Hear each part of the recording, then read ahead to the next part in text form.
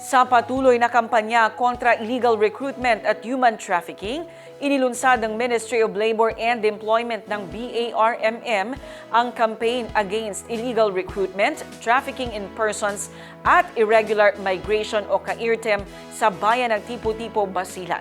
Kabilang sa mga lumahok ay mga opisyal ng barangay at munisipyo, mga estudyante at kinatawan ng kababaihan.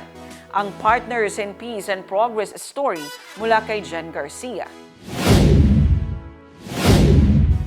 Nagsama-sama ang mga opisyal ng barangay at lokal na pamahalaan, mga estudyante at kinatawan ng kababaihan sa isang advocacy awareness seminar na isinagawa sa Municipal Hall ng Tipo-Tipo, Basilan noong Hunyo 17 sa ilalim ng Care Team Program ng Ministry of Labor and Employment, BARM.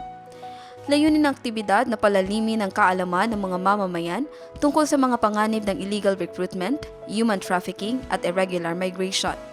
Sinabi ni Amna Farah Alihudin, Head at Supervising Labor and Employment Officer ng Mole Basilan Field Office sa mga kalahok, na maging mapagmatsyag, makinig ng mabuti at ibahagi ang kaalaman sa kanilang pamilya at komunidad upang maiwasang mabiktima ng mga mapanlinlang na recruiter.